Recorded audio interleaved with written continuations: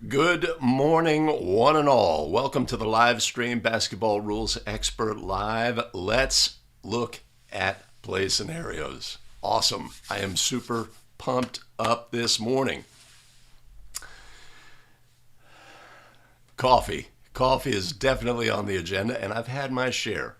Thank you to all our show supporters. Awesome. Oh, boy. Feeling good. Feeling good. The Zooch. Jamin, Bob Marley.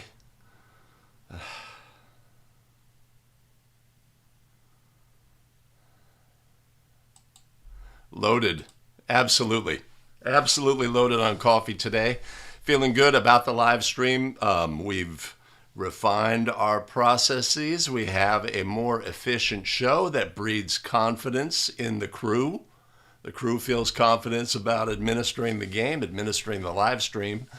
And, the way confidence works, of course, is it's a upward spiral.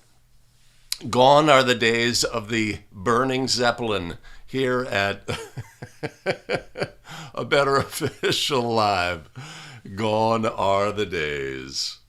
Yeah, Marcella, the cool evenings are very helpful, cooling off the house, etc. We're in the mid 90s here in the Bay Area. No real smog issues going on, so we're fortunate this time of year to have that. Good morning, Ray. Good to see you. Bay Area coming strong today. Jason Hayes jumping in. Excellent, excellent.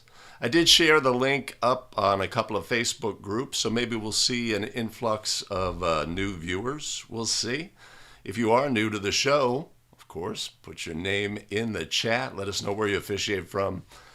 And if you're watching the stream on replay, put where you officiate from in the comments. Be pleased to meet you. We review all comments on all of our videos. Excellent. Yeah, 'tis the season. Upper 90s. I think upper 90s in Tampa may be a little different than upper 90s here in the Bay Area.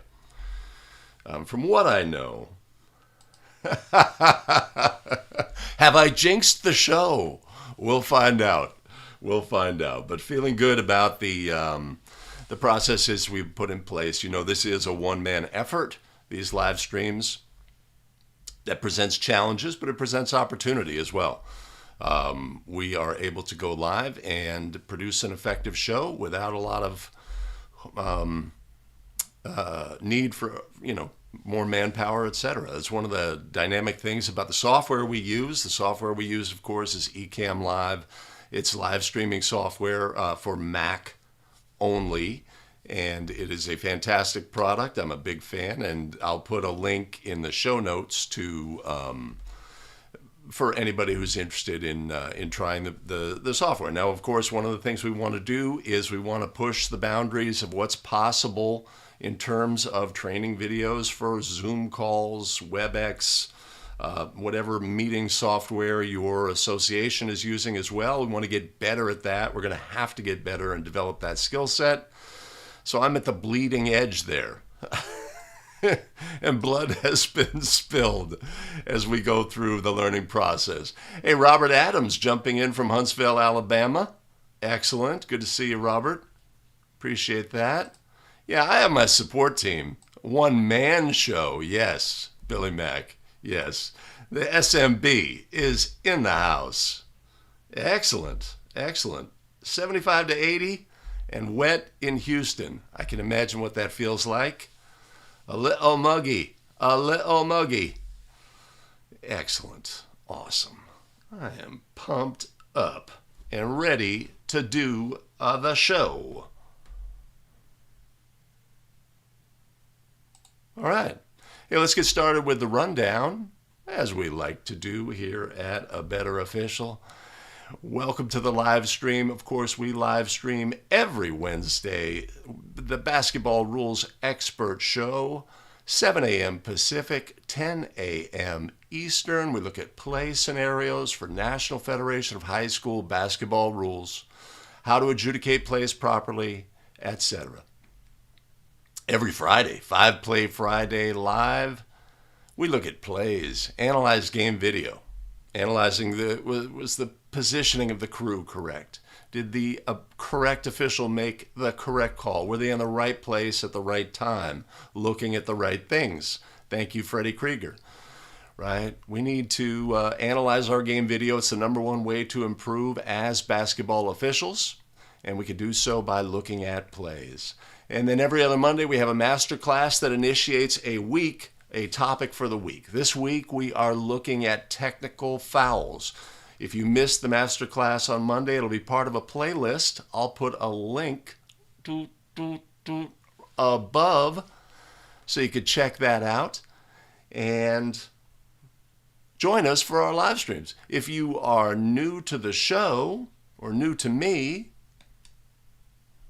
jump in the chat. Put new. Let me know where you officiate from. I'd be pleased to meet you. If you're new to me, my name is Greg Austin with A Better Official. We craft video to help basketball officials get better, and part of that process is live streaming our 2 YouTube shows every Wednesday and Friday at 7 a.m. And at any point during the broadcast, put your voice in the game, make comments about rulings on the play or the stream or the host. Put your voice in the game so we can all get better as officials. Awesome. Awesome.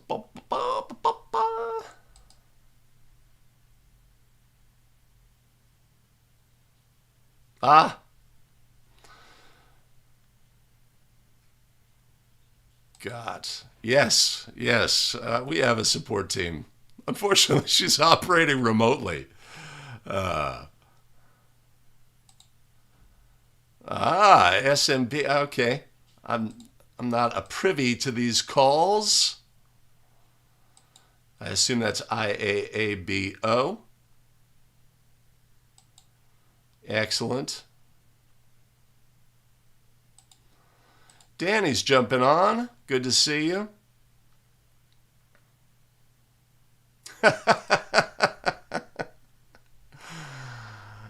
Still vetting. Yes, the longest vet ever. I'm trying to avoid embarrassment. Awesome. All right.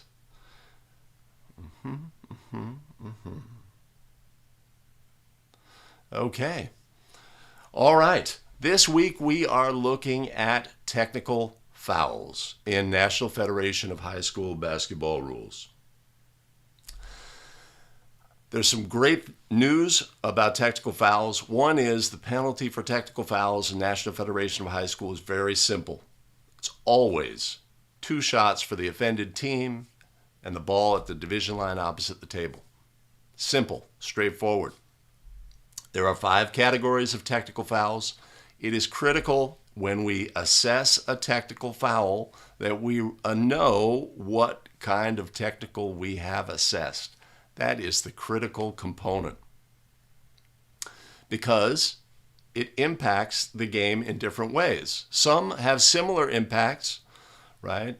But if we have a player technical foul and it's on the player, then it's never indirect on the head coach. If we have a bench technical foul on that same team member, then it is a indirect on the head coach.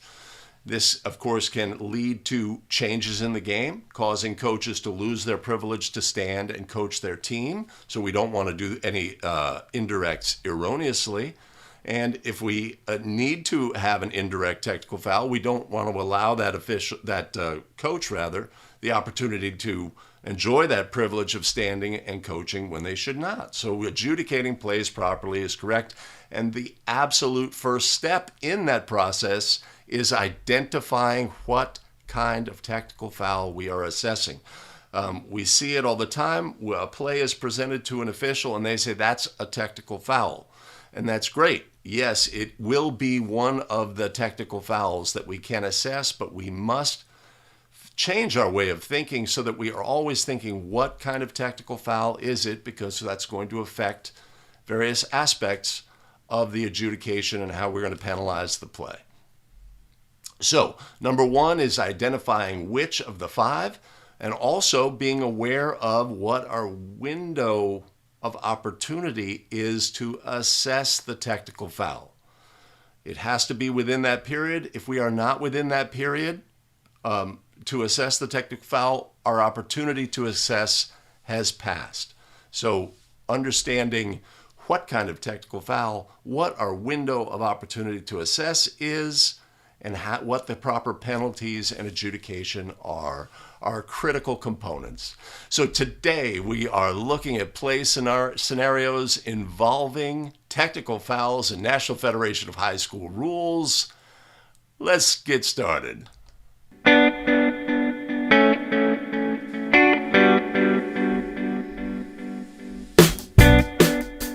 Greetings and welcome back to another episode of the Basketball Rules Expert, the show where we take a look at National Federation of High School basketball rules. We lift them off the printed page and breathe life into them. Simplify, clarify, amplify so that we can take them with us onto the basketball court where it's most important. Greetings again, everybody. My name is Greg Austin with abetterofficial.com. I've been a high school basketball official here in the San Francisco Bay Area for over a decade. I consider myself to be a basketball rules expert, and this show is all about helping you on a journey to a better understanding of the rules of National Federation of High School basketball rules and becoming a basketball rules expert as well. If you would, please allow me the opportunity to thank our fantastic show supporters, Jeet Gulati, Jose Lansang Jr., Brian Maki, Tyler Matlock, and Thomas Hennian. Much appreciated and much love. You want to support the show? There will always be a link in the show notes below. All right, tremendous. Thanks so much to our show supporters. Today we are looking at National Federation of High School basketball rules regarding technical fouls. Technical fouls, when they occur in the game, can sometimes, for some officials, be an emotional experience, something that they approach with trepidation. They don't want to assess a T, etc. These factors can come into play, but we need to be clear-headed about what kind of technical foul we are assessing, what the proper adjudication of the play is, and how to proceed effectively. We want to do it by rule, and we want to do it in a game management fashion that allows the best opportunity for success for the game going forward. And we also want to be able to communicate our rulings with confidence. What we have on this play, coach, is we have this by rule, and then we're going to do this and this and this by rule. Having that confidence makes us better able to handle these situations. Our play scenarios today are built so that you can develop that confidence and take the rules with you onto the basketball court where it is most important. All right.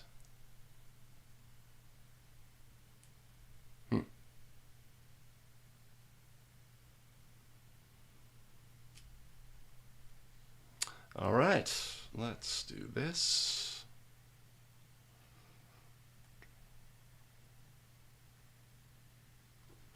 All right, let's do this. Gotcha. Okay, let's get started and take a look at our very first play scenario.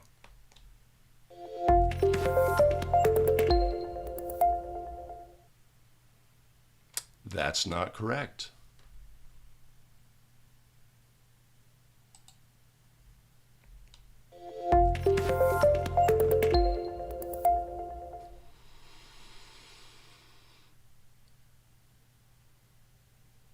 A1 has the ball out of bounds for a throw-in. A1 completes the throw-in to A2 and then purposefully delays his return by taking 4 or 5 steps along the end line prior to coming inbounds behind a screen set by A3 and A4. A1 gets a pass from A2 and takes an unchallenged try for goal. The officials rule a player technical foul on A1. Were the officials correct? Yes or no? Player's out of bounds releases a throw-in pass, uses the out of bounds area to move to the other side of the court, steps onto the court, receives a pass, uncontested, tried for goal. Officials assess a player technical foul on the inbounder. Were the officials correct? Yes or no? Yes. Yes, the officials were correct. It is a player technical foul to delay your return, deceitfully delay your return to the court, right? The player is taking advantage of the fact that they are in the out of bounds position. They make the inbounds pass. They have a responsibility to immediately re-enter the court after being legally out of bounds, which they were for the throw-in. If the player deceitfully delays their return and says, no, I'm waiting, I want the defense to lose track of me, and then I'm going to, make this move and re-enter the court at another spot, that player is at risk for a player technical foul. In this case, were our officials correct? Yes or no? Yes. Yes, they were. This is a player technical foul by rule. Now, what do we expect immediately? What do we expect to happen on this play? The coach is like, we're going to get pushback. It's like, I've run that play forever. I taught him to do that, etc. That's a legal play, etc. Right? This is a violation by rule. This is a player technical foul. Our officials were correct. Yay, our officials. We're 100% for the game. Thomas Hennian, show supporter. Thank you, Thomas. Really appreciate it.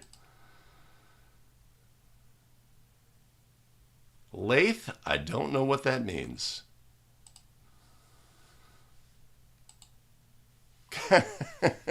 A Rosa Ruiz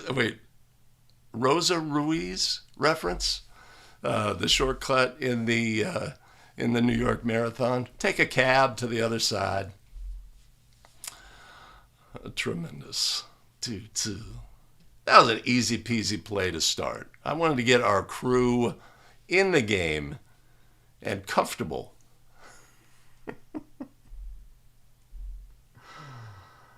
All right. Okay.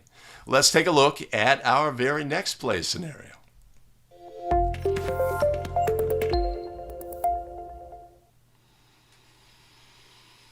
At halftime, as the teams, coaches, and officials are making their way through the hallway to the dressing room, A23 makes an unsportsmanlike remark to one of the officials. The officials rule a player technical foul on A23. Were the officials correct? Yes or no?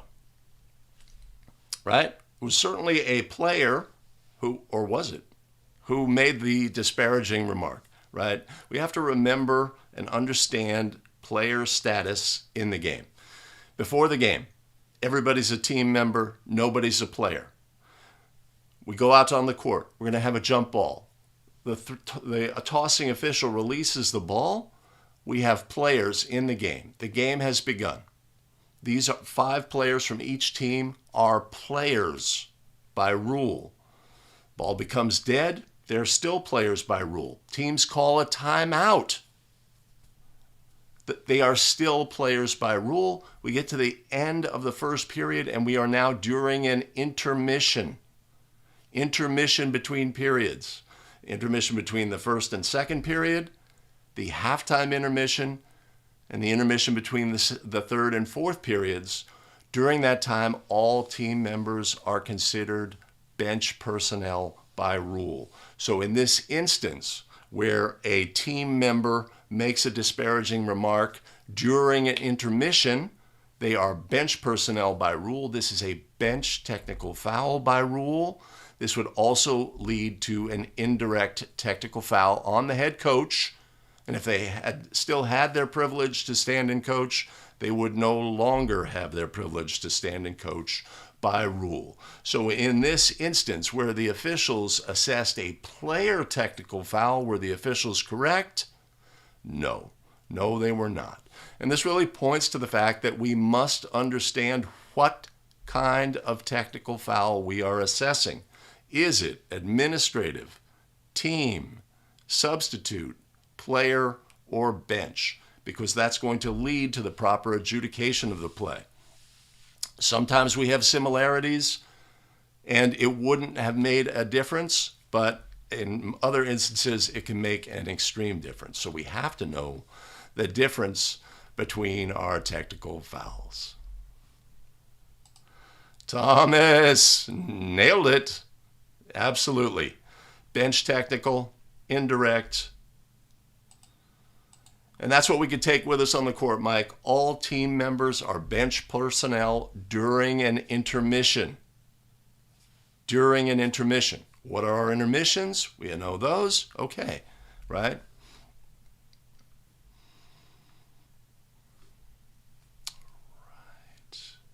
Right.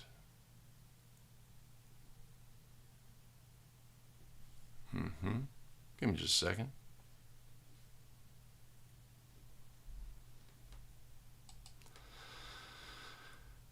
When does the halftime intermission begin? When does a period end is the key question, right?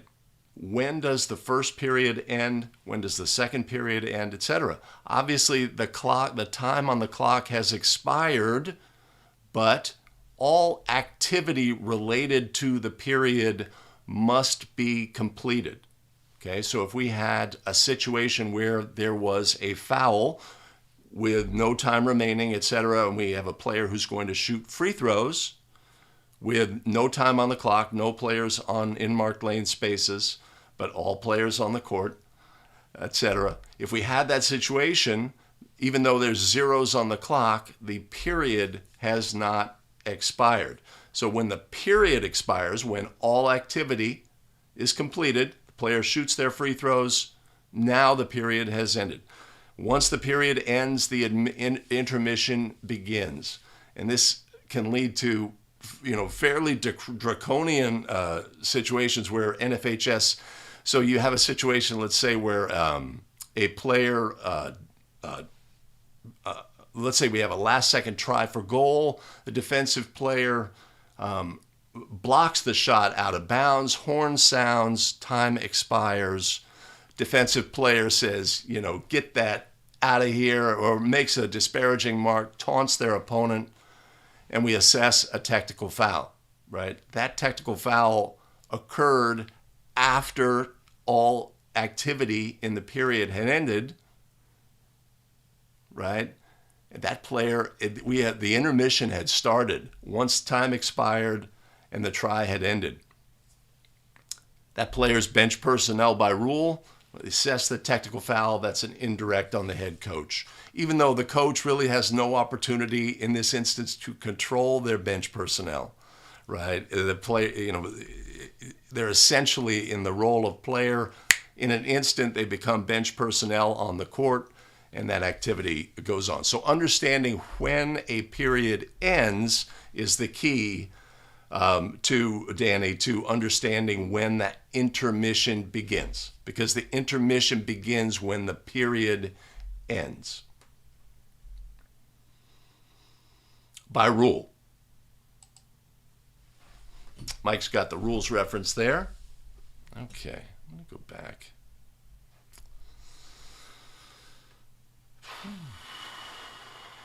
Okay. Let's move on to our next play scenario.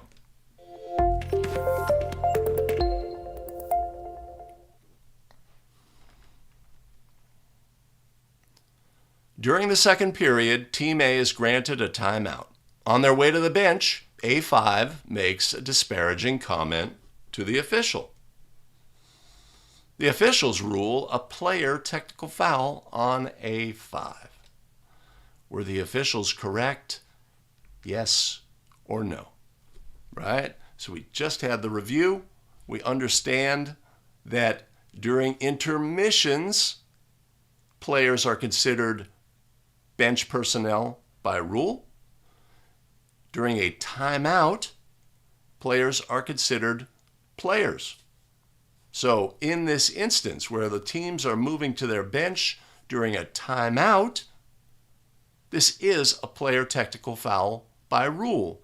If this was the end of the end of the first period and the player is making the same movement to the bench and makes the disparaging remark, then we would have something different. So understanding the status of players when they become bench personnel is obviously really critical for us adjudicating these plays properly. So in this instance where the officials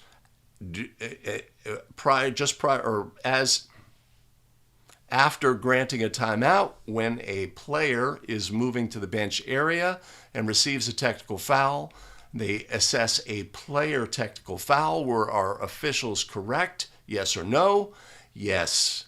Yes, they were. This is a player technical foul by rule.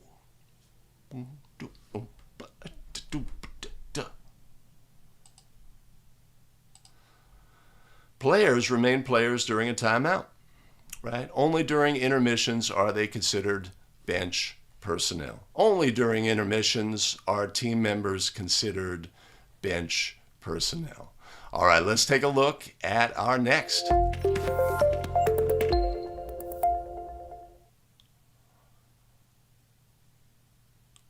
Team A is warned in the first half when A1 reaches through the inbound side of the boundary plane. Early in the fourth quarter, A1 does the exact same thing. The officials rule a player technical foul on A1 for delaying the game. Were the officials correct?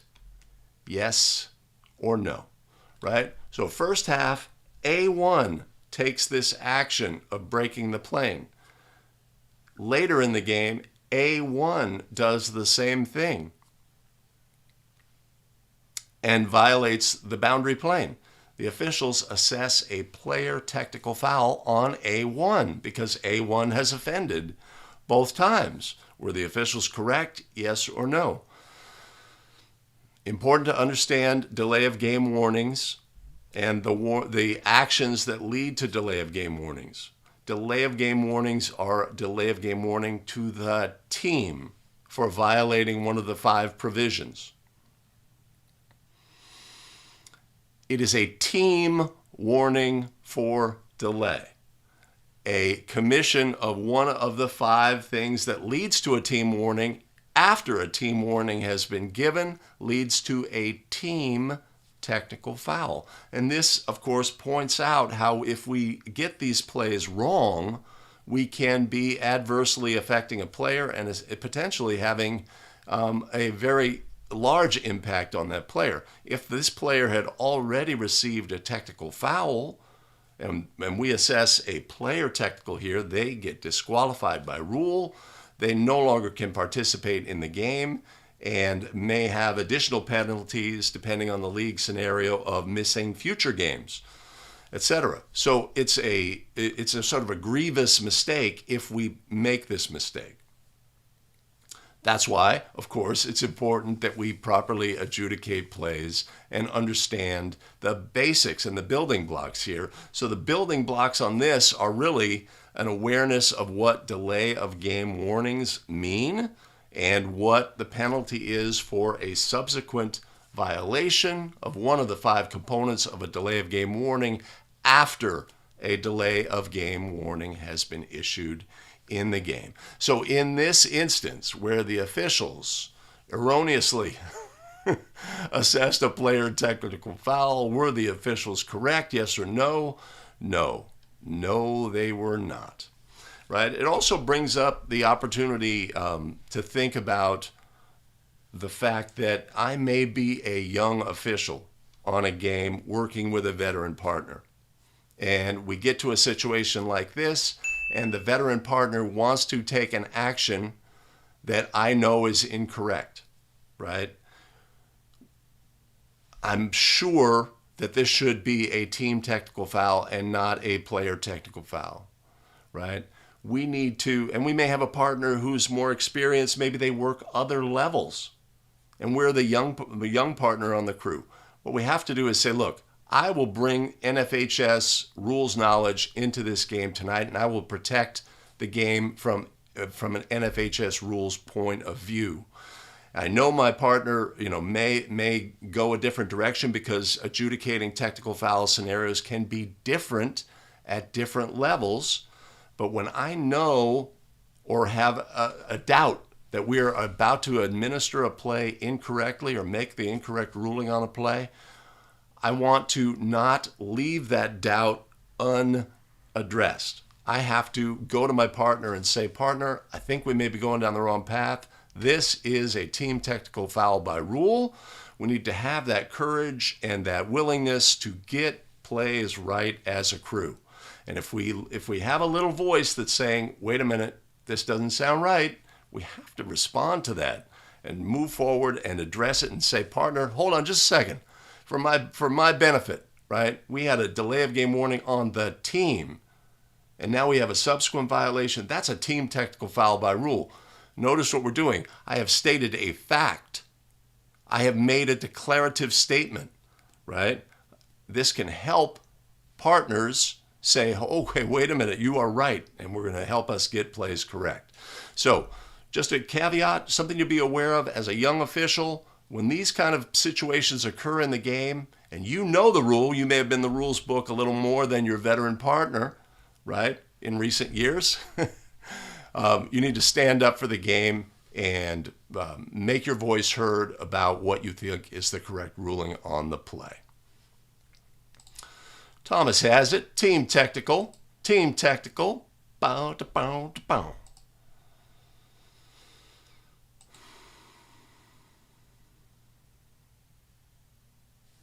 Jason Hayes says you erroneously gave a direct you erroneously gave a technical foul.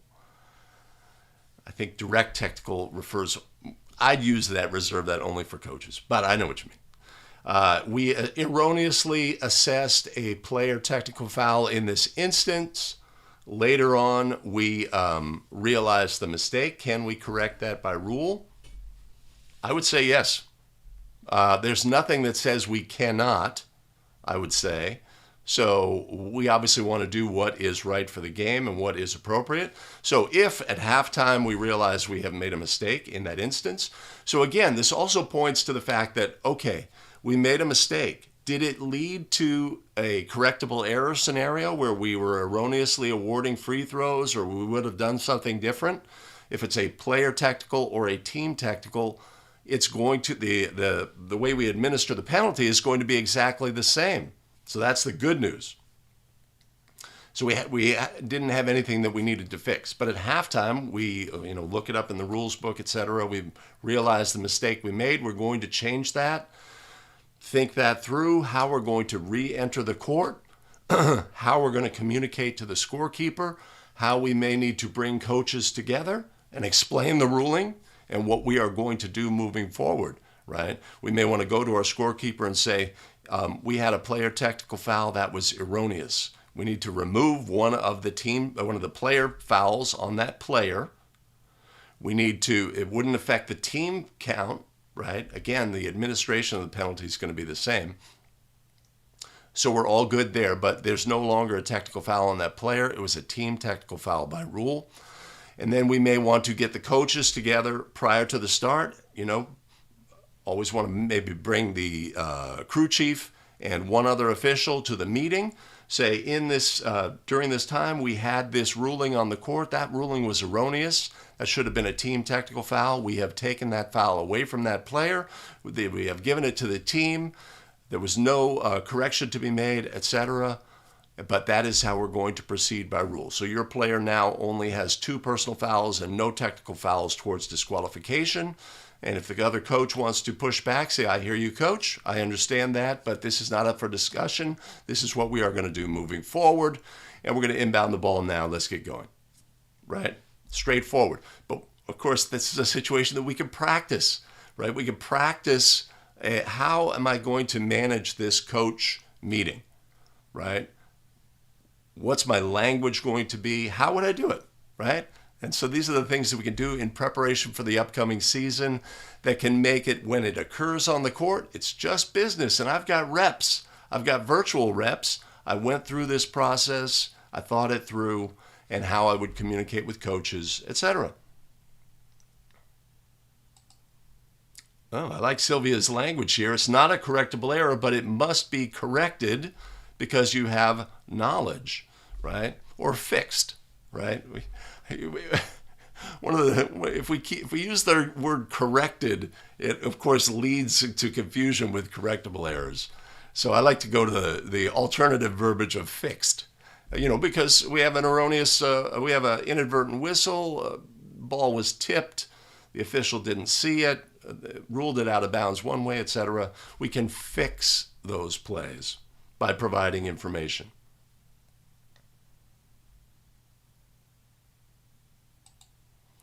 Dan's got a play scenario. I'll tell you what, I'm going to favorite that so that we can maybe come back to that later, Dan. I think we may have a similar play.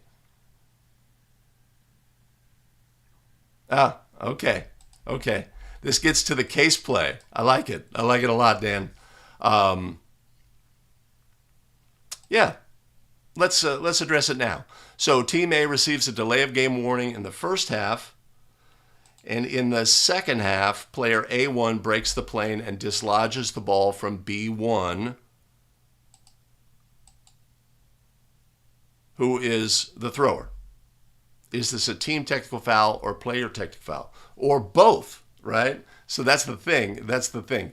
If a player reaches through the plane and dislodges the basketball, that player receives a technical foul. And in addition, for violating the plane, the team receives a delay of game warning. So a delay of game warning had already been issued. So logically, since this was the second, this was something that incurred a delay of game warning after one had been given, that's a team technical foul, right?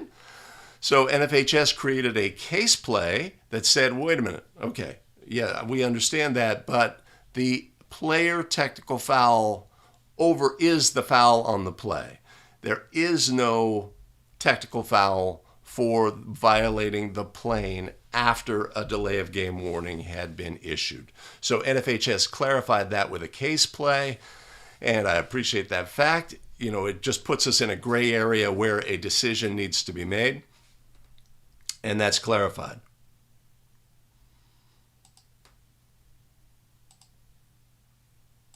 So it is not double jeopardy in that instance as specified by the case play. Good job, Dan. I like that scenario. The player T in this trumps, absolutely. And Thomas, all technical fouls, that's one of the simplicity of the technical foul in National Federation of High School rules, which is different from other levels. At collegiate levels, some technical fouls do not count towards team technicals. And that's where we, as potentially a young official, can stand up for the game and say, no, I know the rule. All technical fouls count towards team fouls towards bonus. Also, I understand that indirect technical fouls are not technical fouls in that context and never count. An indirect is just a designation on a coach.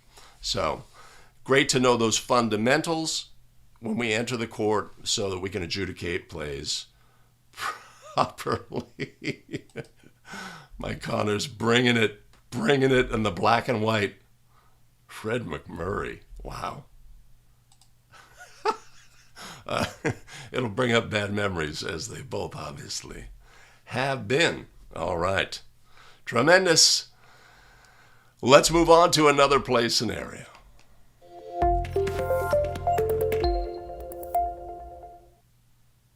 That's not right.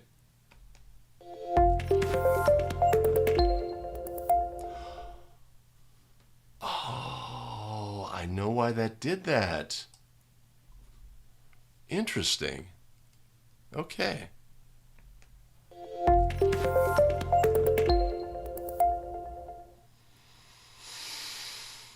During a timeout in the second quarter of play, the Team B coach requests the scorer to add a name to the team list in the scorebook.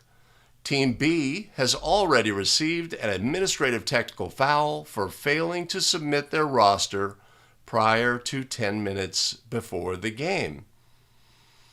The officials rule an administrative technical foul on Team B.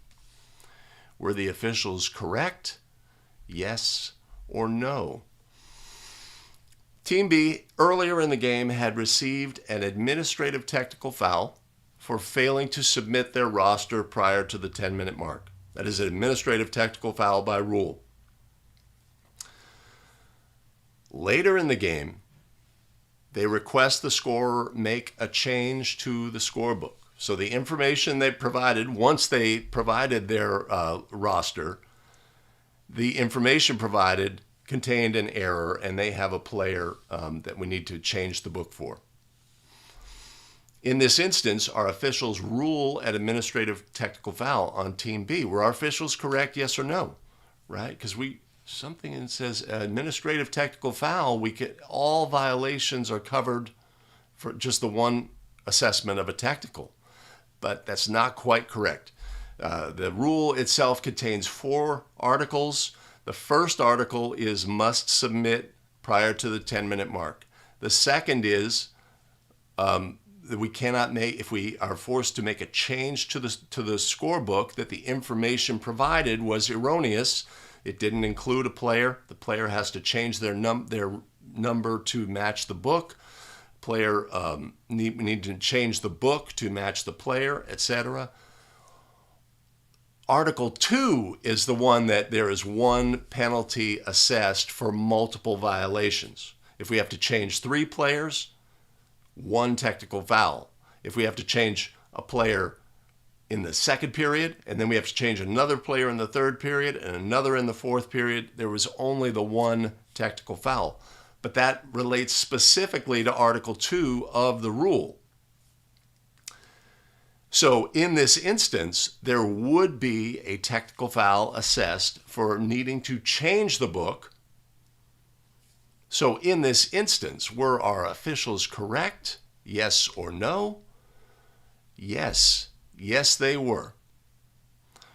So potentially confusing scenario, because what some officials are going to take with them is a basic boilerplate of administrative technical, 1 covers all, right?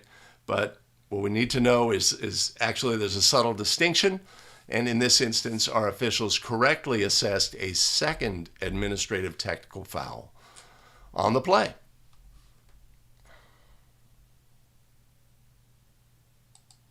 Thomas has it right. Of course, Articles 3 and 4 are extremely obscure, although we're going to get to one.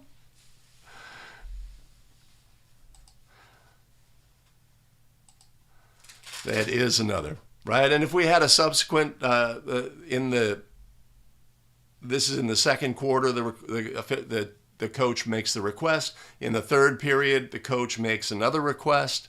Maybe a player showed up that they weren't expecting, etc. They say, I want to add them to the book, but we've already had 1 administrative technical foul for Article 2, so there would be no further penalty in this instance.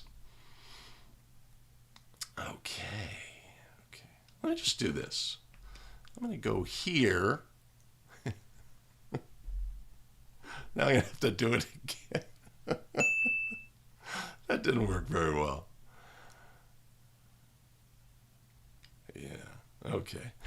All right, let's take a look at another technical foul play scenario.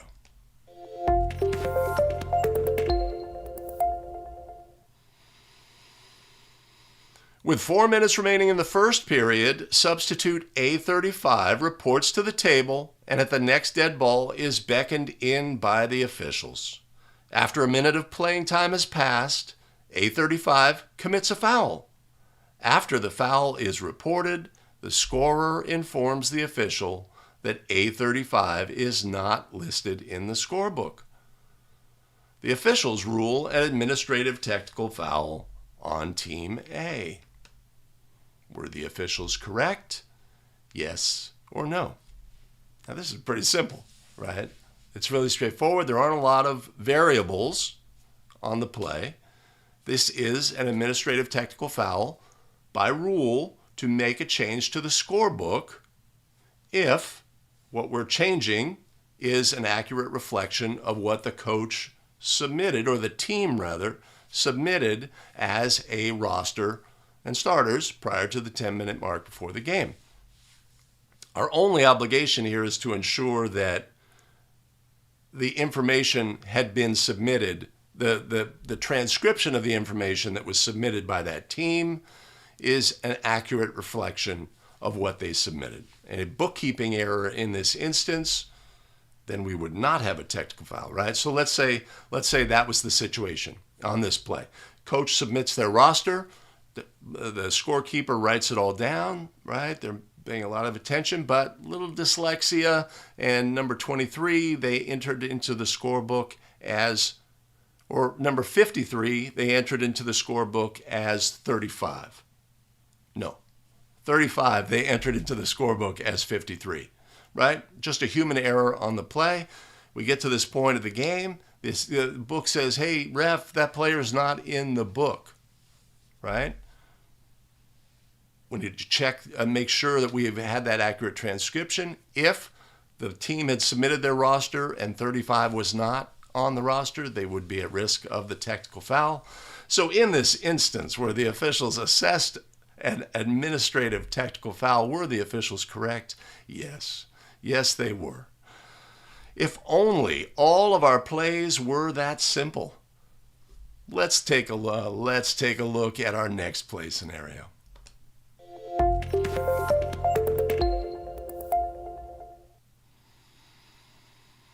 The table notifies the official that A3 has committed her 5th foul of the game. The official notifies Team A coach that A3 is disqualified. As they leave the court, A3 makes an unsporting comment to the official. The officials rule a bench technical foul on A3 and an indirect technical foul on the coach of Team A. Were the officials correct? Yes or no? Right? So again, we have a situation where we have a player and possibly becoming bench personnel and understanding what changes, what happens that causes that, right? As we know, with a disqualified player, when the coach is notified, coach, that player has 5, they are disqualified by rule or some variation of that. At that moment, that player is no longer a player and becomes bench personnel by rule. So in this instance, player commits the foul, the official reports the foul, the official informs the coach, making that player at that moment bench personnel by rule. The player then makes a disparaging remark and is assessed a technical foul. Their status at that point is bench personnel by rule. That is by rule an indirect technical foul as well on the head coach. If they still had it, they would no longer have the privilege to stand and coach their team. So in this instance, were the officials correct? Yes or no? Yes. Yes, they were.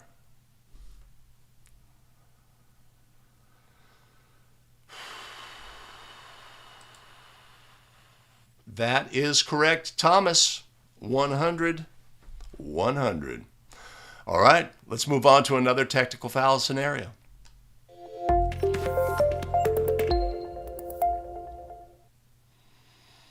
A5 reports to the table as a substitute and sits on the floor. During play, there's a highly competitive loose ball situation between A12 and B55. After the whistle blows, substitute A5 steps onto the floor and yells at B55. The officials rule a substitute technical foul on A5. Were the officials correct? Yes or no? Now we know there are special, sort of an exemption for substitutes, you know, that are different, even though they are bench personnel by rule. When they go to the table and become a substitute, their behavior can be judged a little differently and not have a direct reflection on the head coach. But when a substitute technical foul refers to a player not being beckoned onto the court, entering the court, it does not prevent the player from committing an unsportsmanlike action. And that's what occurs on this play, is we have a substitute who's in that role of substitute, but has an unsportsmanlike action. And when that happens, the correct ruling on the play would be bench technical. This player is not allowed to make disparaging remarks to the officials from that, being ready to substitute into the game, and they're not allowed to taunt an opponent, etc., all of these things. So in this instance where the officials ruled a substitute technical foul, were the officials correct? Yes or no? No. No, they were not. This is a bench technical foul by rule, and our head coach would receive an indirect technical as well. Unusual scenario, unique scenario, but something we have to be aware of is the substitute technical foul refers to simply actions of entering the game improperly, without being beckoned, etc. And that the player that being in that position does not absolve them of proper behavior. And when their behavior rises to the level of a technical foul, it would be an indirect on the head coach in this situation. Unique situation.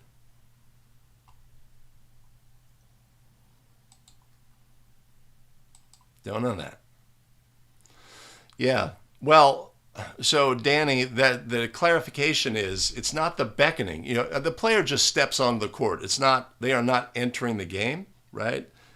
It's their behavior of yelling at the opponent which overrides here.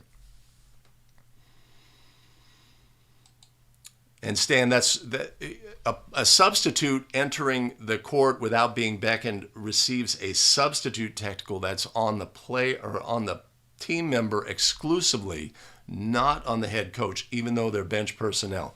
The distinction here is the behavior exhibited by the player. That's a great way to put it, Mike.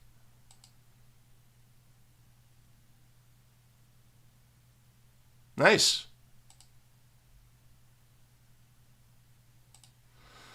That's esoteric.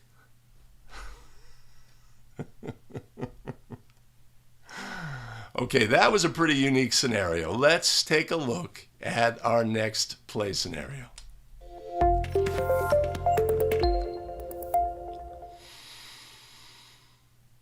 The third quarter ends. As the teams are heading to their respective benches, A1 verbally taunts B1. The officials rule a bench technical foul on A1 and an indirect technical foul on the head coach for Team A. Were the officials correct? Yes or no? Okay, we're back to a much more common scenario, one that we've alluded to earlier in the show. Really straightforward, understanding the status of team members, what their status is, the intermission. The period ends. We are now in the intermission. Everybody's a bench personnel by rule. This could not be more straightforward. Were our officials correct? Yes or no? Yes. Yes, they were. This is a bench technical foul by rule and would be an indirect, as a result, an indirect on the head coach as well. Let's take a look now at another play scenario.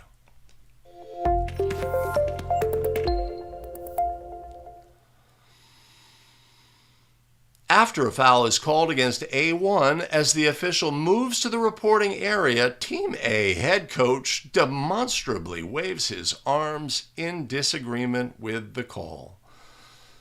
The officials assess a bench technical foul directly on the head coach for Team A. Were the officials correct? Yes or no? Yes. Yes, they were. This is a technical foul. It is a direct technical foul on the head coach. Now, obviously, we have a ladder of possible ways to handle situations, right? This could be the first such offense by the head coach, but they are waving off the official. That is the word, whatever, right? We could, by rule, issue a warning to the head coach that behavior will not be accepted tonight, coach. A warning, put it in the book, etc. We are not required to issue a warning to a head coach prior to assessing a technical foul. If the action of the head coach rises to the level of technical foul, we may assess and should assess a technical foul without any previous warning. So in this instance where the officials assessed a direct technical foul to the head coach, were the officials correct, yes or no?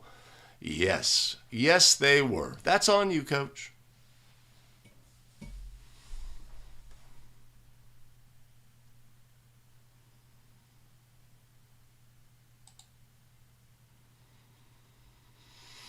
Right, Thomas. So,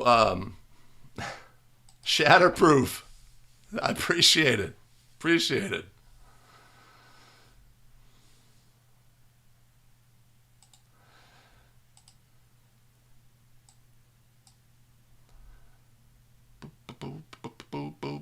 Mike, convince me.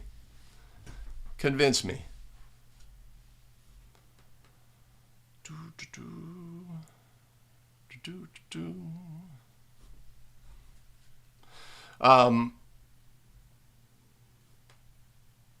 Thomas, yeah, so obviously, and with all technical foul scenarios, we have potential for layered administration of how we're going to resume the game. We know that the last thing we will do is award a division line throw-in to the offended team. We know that. And we know that 2 technical foul free throws will precede that, and those 2 technical foul free throws may be attempted by any player or eligible substitute. So a player may attempt the first, a substitute the second. Substitute may attempt the first, substitute 2 may attempt. Any player or eligible substitute may attempt, right? But if we had a situation where we have other free throws preceding that, then we obviously have to know how to administer that. In high school, it's very simple. We're going to administer plays in the order that they occurred. So if this was a shooting foul that we had here, we would attempt those free throws. The offended player would attempt their merited free throws with no players in marked lane spaces. We would then administer the technical foul free throws, any player or eligible substitute, and the offended team a division line throw-in. Opposite the table is how we would resume the game.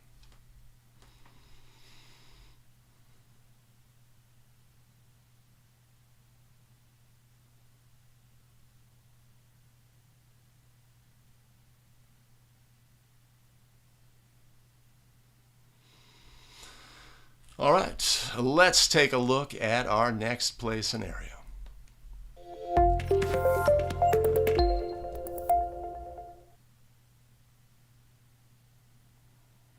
During the game, the officials notice that Team A has a person on the bench using an iPad to keep stats for the game. The officials rule an administrative technical foul on Team A. Were the officials correct? Yes or no? So we know that administrative technical foul Article 3 refers to a team not using some electronic devices for certain purposes, right? So we can get confused. The team is not allowed to use electronic devices to amplify a voice or for communication purposes or to review let's say video of the game. We watch an NBA game, right? And after a call, a controversial call where the team may challenge, obviously not available to us at the high school level, then the team, we see the on the bench, the team is looking at an iPad to evaluate plays, etc. These things are prohibited by rule at the high school level. But electronic devices on the bench are clearly legal by rule for the purposes of tracking information. Legal by rule. It's important to understand that distinction. So even though in this instance a team had an electronic device that they were using for tracking statistics, the officials assessing an administrative technical foul would be the incorrect ruling. So were our officials correct on this play? No. No, they were not. Basic takeaway, electronic devices on the bench, legal by rule, using these devices to do very specific things, such as using a device to amplify a voice or for electronic communication, is not legal by rule, but really a small component of what's possible.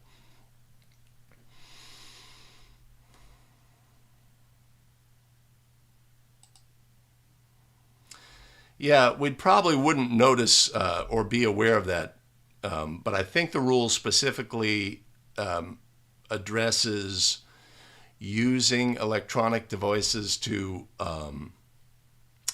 relating to the veracity of the call, of determining whether the call was correct, and holding it up. Ref, you missed this one. Here, see, here's the video.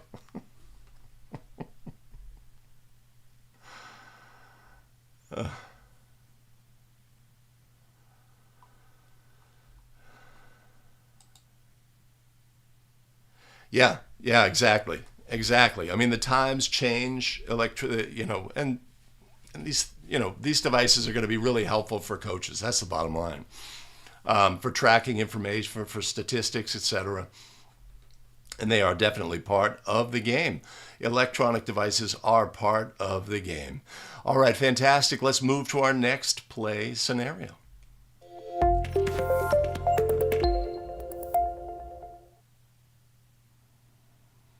A1 tries for a goal, and B1 jumps and attempts to block the shot. In doing so, B1's hand strikes the backboard, causing it to move. The ball rolls off of the still moving basket. The officials rule a player technical foul on B1.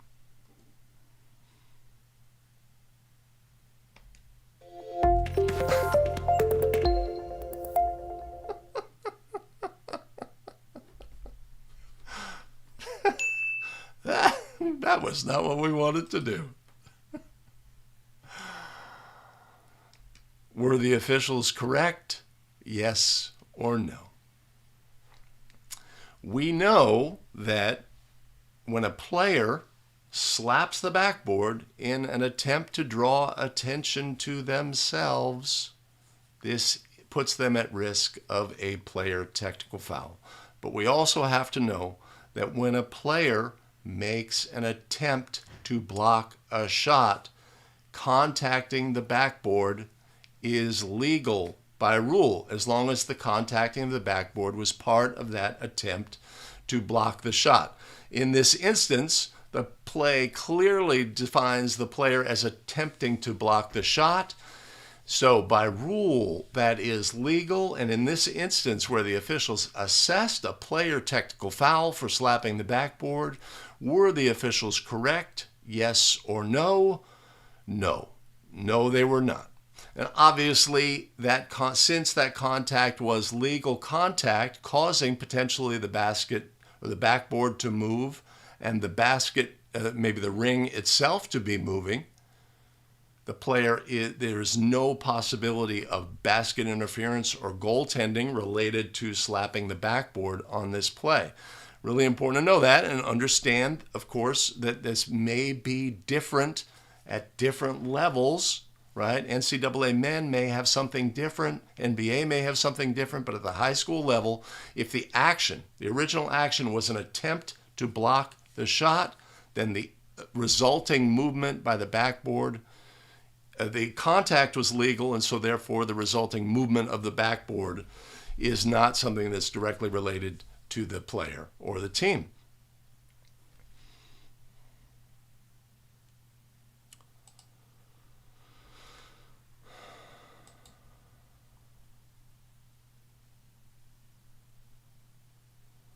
SMB, we're referring to electronics.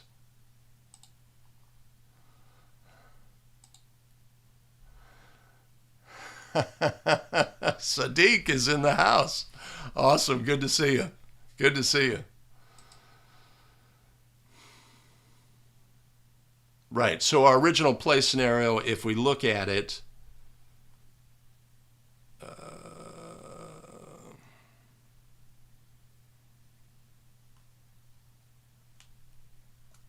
said in an attempt to block the shot.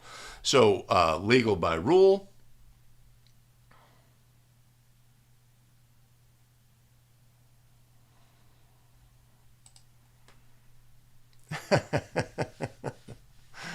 Excellent. We want to make all of our mistakes here. And I'll lead the charge. You know I'm going to make mistakes. You know, the person talking is going to make mistakes. They're going to misspeak, etc. So this is where we want to make the mistakes, here and not on the basketball court. Yeah, Thomas, so players can build into their game. You may say, oh, this player, whenever they attempt to block the shot, they end up slapping the backboard. But the key thing is to make a judgment, the business that we are in as basketball officials, about whether it is a legitimate attempt to block the shot, right? That is it. That's the bottom line. Now, we may feel this player is close to the edge, that like the try had already passed, and they still go through the motions of swinging and slapping the backboard, etc. We could speak to the player and address it, or just make a judgment, right? I do not feel that was, obviously if a player goes up and does the same thing on the opposite side of the basket from where the ball is, right? That's a clue, right? That this should be a player technical in that instance. But if we judge it to be an attempt to block the shot, then the player's off the hook. But that's one of the challenges we face. If we have a player who makes that a part of their habitual, that's how they attempt to block shots near the basket, is that they go towards the basket, not away from the basket, that they like to end the attempt to block by contacting the board.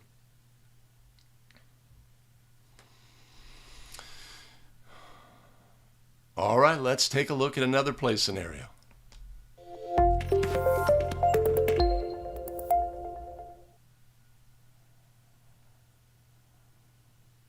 After a foul is called against A1, as the official moves to the reporting area, that's been covered. Oh my goodness. I got a little backed up there.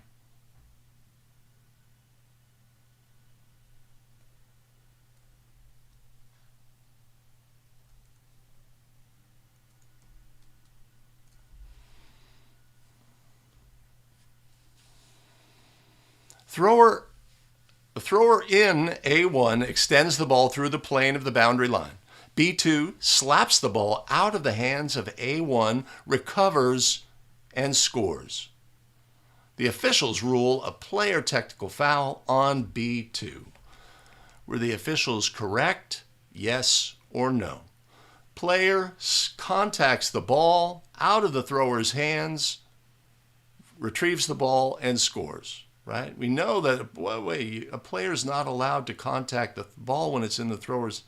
But wait a minute. Key component here is the thrower has extended the ball through the boundary plane. It is illegal for a defender to violate the boundary plane by reaching through the boundary plane and contacting the basketball.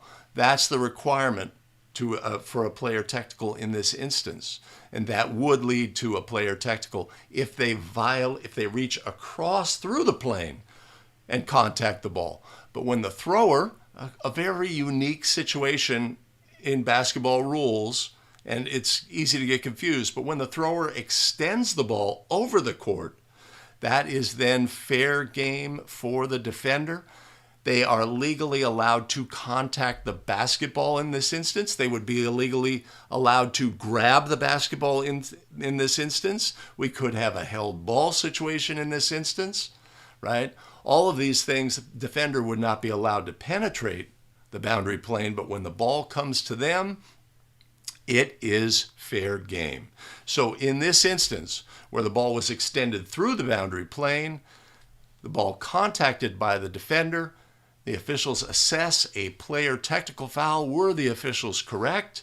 No, they were not. This was a legal play by rule, right? The other thing to think about here is, okay, same situation, defender contacts the thrower, right? We know that a defender is not allowed to penetrate the boundary plane and contact the thrower, a much more common scenario, right? But a defender is never allowed to contact a thrower. So different play, obviously, but there's no distinction when it comes to contacting a thrower for reaching through the boundary plane and taking that action. It's just never allowed to contact the thrower. But in this instance, we have a dislodged ball, good play, legal. Confusion's going to reign on the court if something like this is a unique scenario happens in our game, but a legal play by rule. As Ralph Klaas, I'm going with Klaas. Hey Ralph, how you doing? Crowd would go crazy, yes.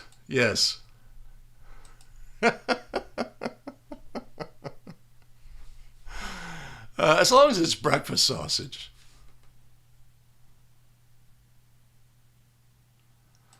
Is it anything if the thrower holds the ball through the plane and touches the defender and then pulls it back? That's a puzzler. I'm going to need more coffee.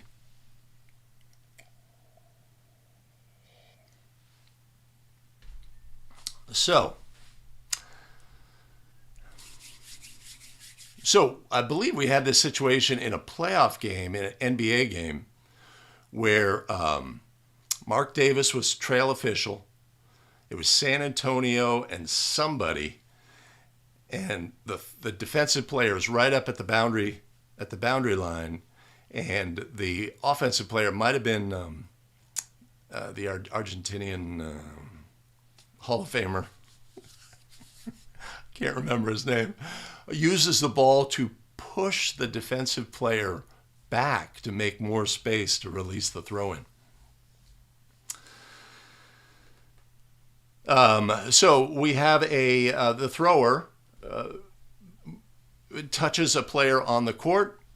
What is the status of the player on the court? They have inbound status. Let's say our thrower loses their balance and places the ball on the floor, and then regains their balance and stands up and releases the throw-in pass. This would be a violation by rule, I'd say, if our player... But this is also this murky area where extending the ball through and the, because obviously when the other player touches the ball, it's not a violation. So it's a murky area. So even though logically I think our brain says, oh, this should be a violation by rule, I don't believe in National Federation of High School it is. Prove me wrong. Got to create the meme. This is not a violation. Prove me wrong. Yeah, okay. Well, Danny, would this be a contact foul? Is contacting an opponent with the basketball a foul by rule? That's something you have to analyze on the play.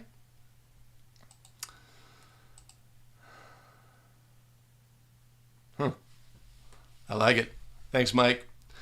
All right, let's move on now. Another technical foul play scenario. Here we go.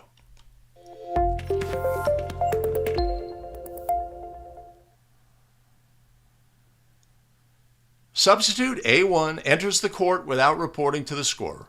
The infraction is discovered after the ball becomes live. The officials rule no penalty as the opportunity to assess has passed. Were the officials correct? Yes or no? All right, so we have a substitute who enters the court without reporting to the scorer. The ball becomes live, and then the officials recognize what has occurred. No penalty in this instance, right? Understanding substitution rules is critical, and understanding window of opportunity to assess technical fouls is critical. Some technical fouls have to be recognized within a certain period of time. The rules specify that a substitute who enters the game illegally, which would be the correct instance here, the player was not beckoned into the game, becomes a legal player when the ball becomes live. So if the infraction is discovered in this instance after the ball becomes live, our opportunity to correct has ended. So when the officials in this instance did not assess a technical foul because their opportunity to assess one had passed, were they correct? Yes. Yes, they were. I remember a play that occurred in one of my games, right? We have a two-shot foul. Two-person game. I report the foul. I'm trail. Look down at the bench. Player A6 is out of bounds. Player A5 is inbounds. They're both talking to the coach. There's obviously a substitution that is imminent, that we're expecting. Ball becomes live for the free throw. First one misses. Turn around to administer the substitution, but the players are switched. At some point, they had made the switch without being beckoned onto the court. But what also was a component in the equation is the ball became live. So in that instance, had no opportunity to assess. If I had definitive knowledge that the switch occurred after the attempt for the free throw had missed, right? But I did not have that information on the play. So understanding that we have a period of time to assess technical fouls is critical.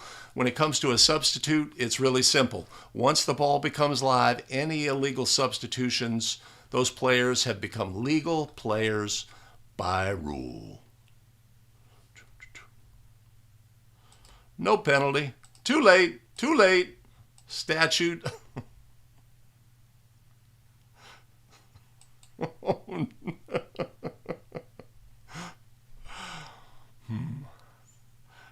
Billy, we need a better reference for the kids. For the kids, the Van Arsdale twins. What are we talking, 1973? How about the Morris twins, right?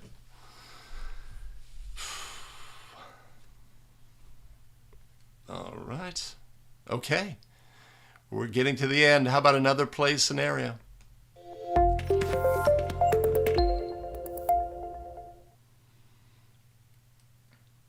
Team A has the ball and the clock is running without the officials noticing. B6 enters the game and is Team B's sixth player on the court. At the next dead ball, B6 returns to the bench, after which Team A commits a violation. The scorer informs the officials that Team B had 6 players on the court. The officials rule a team technical foul on Team B. Were the officials correct? Yes or no? Right? So we have a situation where Team B, or Team A rather, Team B has 6 players on the court participating. This is illegal by rule.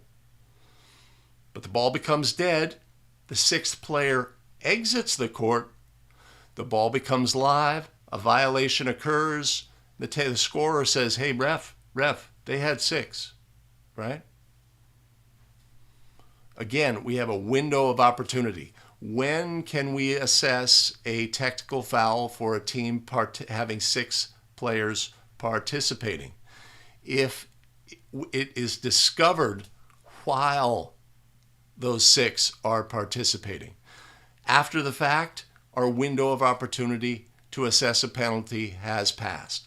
So when the officials were notified, there were not 6 players participating. So in this instance, we do not have the ability to assess a team technical. Our opportunity has passed.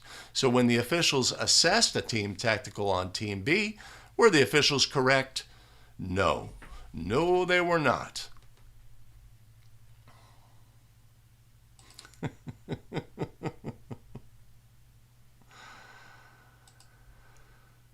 Too late. Too late. Ralph's in the house.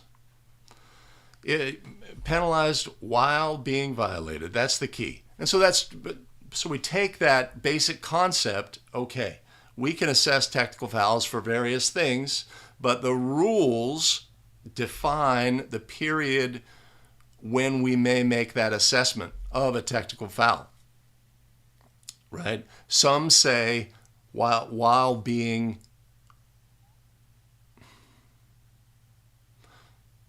occurring, and some say, I don't know what they say.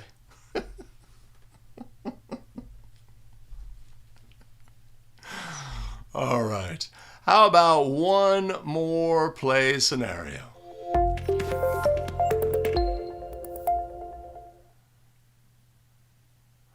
The ruling official has reported the foul and has given directions to players along the lane. Along the end line, I'm sorry. Yeah, that's poorly worded.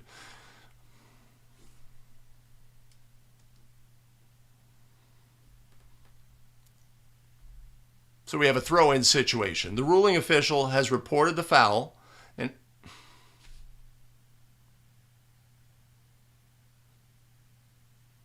I got you. Yeah, give me just a second here.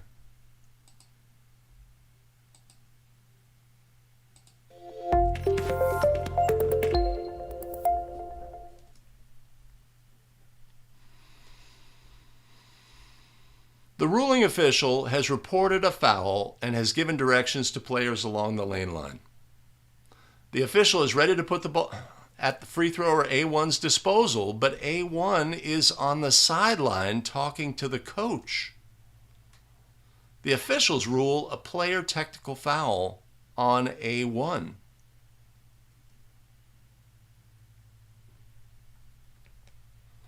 Were the officials correct? Yes or no? Oh, I'm screwing things up here. So we have a situation that was really garbled and poorly worded. We have a situation where a foul is reported. A play A1 is going to shoot merited free throws. The official has told we have the players on the lane line ready to go. A1, though, is not in the free throw semicircle and is delaying the game by being over by the head coach, communicating with the coach, and is not ready to receive the pass to make the ball live for the free throws. The officials assess a player technical foul for the player actions in this instance. Were the officials correct? Yes, they were. This is a pretty obscure, but that player is obligated to be in the free throw semicircle ready to go. Obviously, in a game management situation, we're going to handle this play potentially a little bit differently and give that player opportunity to be ready. But the case play or the play scenario, points out a scenario where the thrower is intentionally delaying getting, there's sort of an obstinate, I'll get there when I get there, ref kind of scenario. So, poorly worded, and I apologize for that, but let's look at our last play scenario. With 4 minutes remaining in the second quarter, B1 commits his third foul against shooter A1. The try is unsuccessful. Team B's coach sends B6 to the scorer's table to replace B1 after A1's first free throw. But B1, angry about the call and knowing he will be replaced, goes and sits at the end of Team B's bench. The officials rule a player technical foul on B1. Were our officials correct on this play? Yes or no? Yes, they were. This player is not allowed to leave the court. They're not allowed to go sit on the bench, especially in a display of disgust. Not acceptable by rule. This is a player technical foul by rule. In this instance, were the officials correct? Yes. Yes, they were.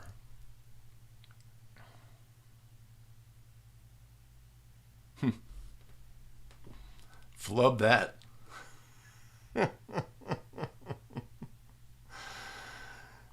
Yeah, this is not a resumption of the previous play with the free throw, not a resumption of play. That is correct. That's why that player is obligated. And our choice is either technical foul or nothing, right, in that instance.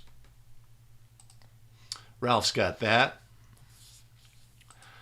And Mike has a great reference, and this is something that we could take with us onto the court, is an understanding that since this does not follow a timeout, resumption of play does not apply, right? Resumption of play applies after a timeout or intermission.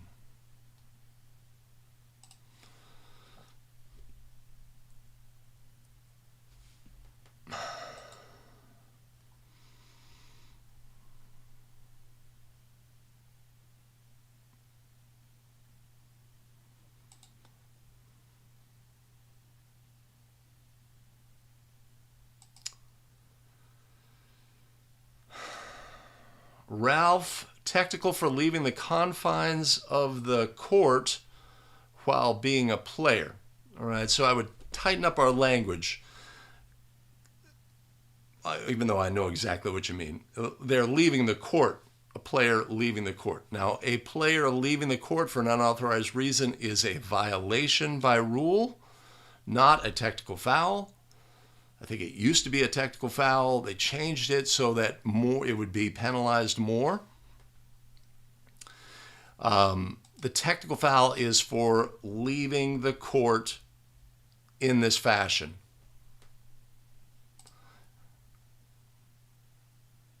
There you go. Player run to the locker room. Okay. All right. I have a few more play scenarios for the live stream viewers, but let me wrap up the show for others. Okay, we've had different play scenarios regarding technical fouls today on the show. Hey, if this is the video content that helps you as a basketball official, now would be a great time to do all of the things. Hit like, subscribe, and notify so you don't miss out on any of our content as we prepare for the upcoming basketball season. Right. Please allow me a moment to thank our fantastic show supporters, Jeet Gulati, Jose Lansang Jr., Brian Maki, Tyler Matlock, and Thomas Hennian. Much appreciated and much love. You want to support the show, you can always buy us a coffee. You know there's a link above, and you know there's a link in the show notes below. All right, additional video content. The Masterclass on technical fouls is here. 5 Play Friday episode is here. Check those out. We'll see you in the next one. Take care.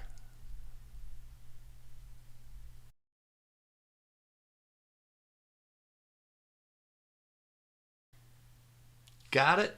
Got it? Okay. Big crowd. Yeah, I posted a little bit something on Facebook, so maybe we got some additional live stream viewers. And if we did, let's take a look at a bonus play scenario.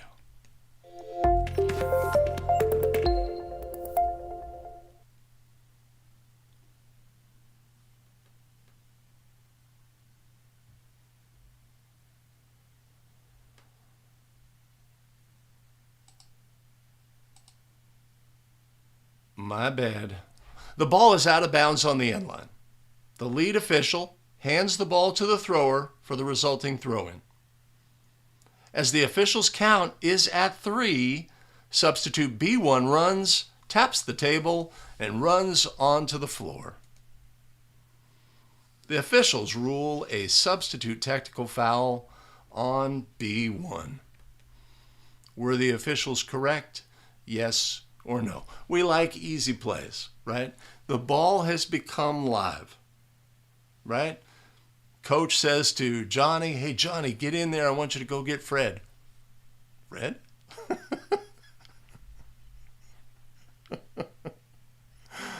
Johnny's very excited. He runs to the table, taps the table, and runs onto the court, right? Sometimes we get this. We get exuberant players. They run onto the court. They're wearing their shooting shirts, warm up attire, etc. They're super excited. They want to get in the game, etc.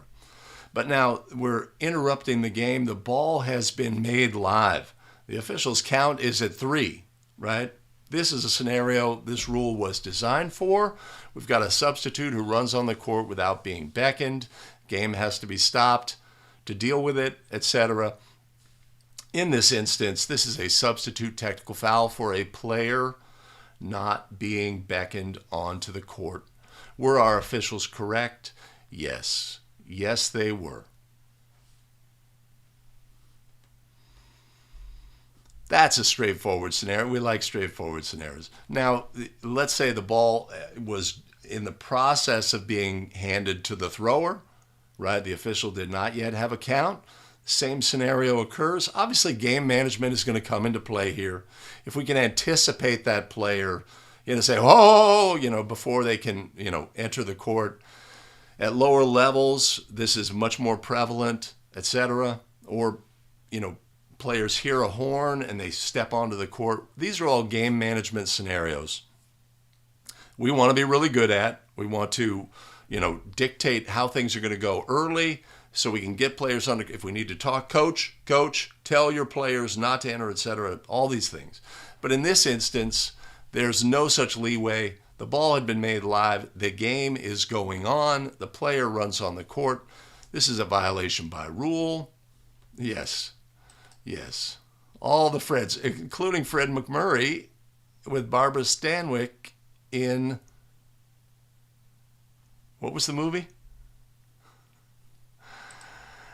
Yeah, well, so is reporting to the table defined, right? Obviously, there's some flexibility there and potential confusion. Skywarn. Well, that needs like some music. Let's see.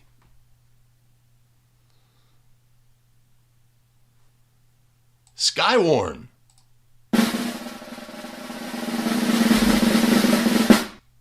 No.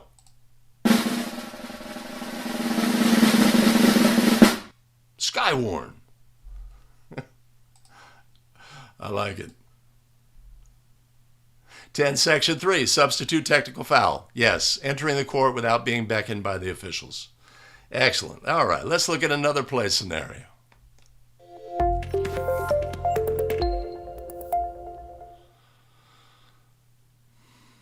Following a charged timeout, Team B is with their coach on the sideline. The official sounds the whistle to indicate play will resume.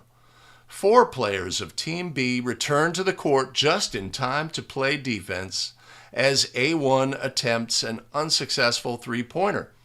B1 rebounds and throws a long pass to B5, who enters the court just in time to catch the pass. The officials rule a team technical foul on Team B. Were the officials correct? Yes or no? This is a puzzler, right? So we have a timeout situation. 5 players are talking to the coach. The official cracks their whistle, right? They're about to put the ball in play. 4 of the players, recognizing the situation, run back to play defense. The team inbounds the ball, attempts a try. Team B gets the rebound, and then the 5th player from the team says, oh, wait a minute, I'm supposed to be on the court too. runs onto the court. B1 throws a length of the court pass. B5, easy score. The officials, though, stop play, assess a technical foul. Were the officials correct? Team technical. How do we get there, right? How do we get there? It is a requirement of the team for all 5 players to return to the court after a timeout. And failure to do so puts the team at risk for a technical foul.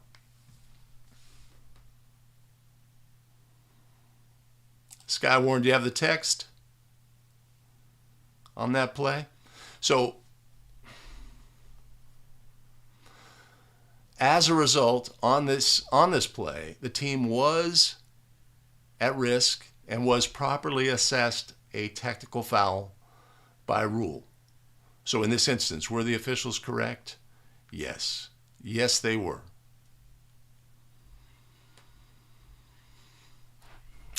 I wish I had the rules language in front of me. If somebody could post that 10.2 section article 1E, the team is responsible to have all 5 players to return.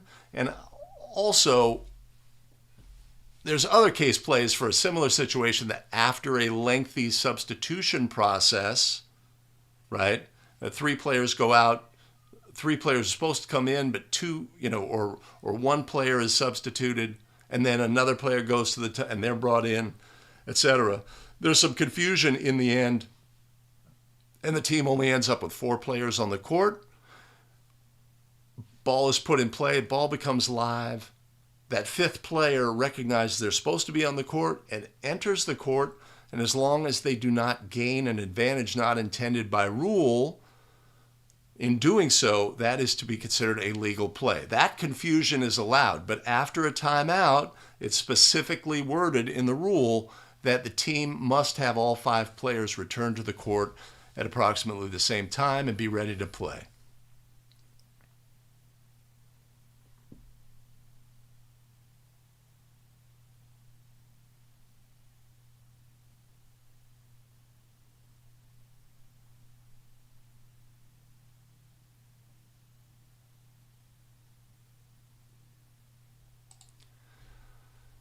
Mike, as long as they're on the court, yeah, I mean, subterfuge like that, or a player sneaking down to the corner of the court, trying to become the defense to be unaware of them, definitely have that scenario. So that's a unique scenario, and so let's think this through, right? So the play happens, they throw the long pass, the player gets the layup, and then the officials go, bop, bop, bop. That's a technical foul. Do we score the goal? Ouch. Ouch. Let me know what you have on that. Right. The key component, failed to have all players return to the coach at approximately the same time following a timeout or intermission. Now, this obviously doesn't mean the team has to move as a group. All 5, 2 players could come out on the court, followed by another player, followed by 2, but the team needs to have all 5 players on the court ready to participate and not off the court, certainly when the ball becomes live for the throw-in or free throws, or however we're going to resume the game. Skywarn, Wisconsin, in the house. Excellent.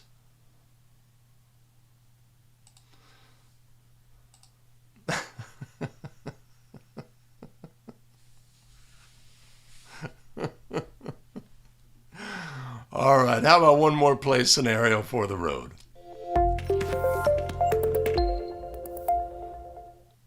How the heck did we get there?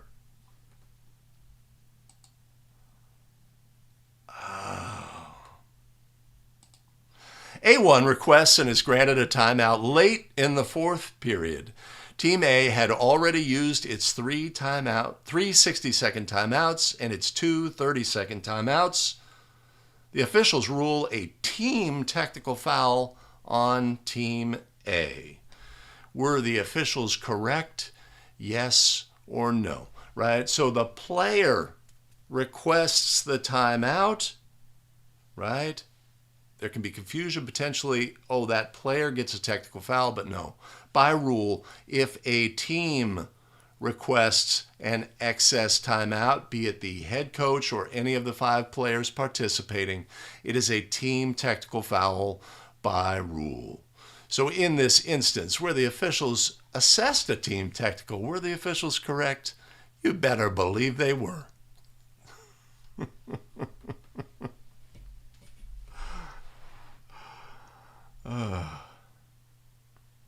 All right. I really appreciate everybody jumping in on the chat. We had a lot of play scenarios, a lot going on. I have kept everybody way too late. I apologize for that. I am going to wrap it up. Join us Friday for 5 Play Friday. We'll look at technical foul scenarios.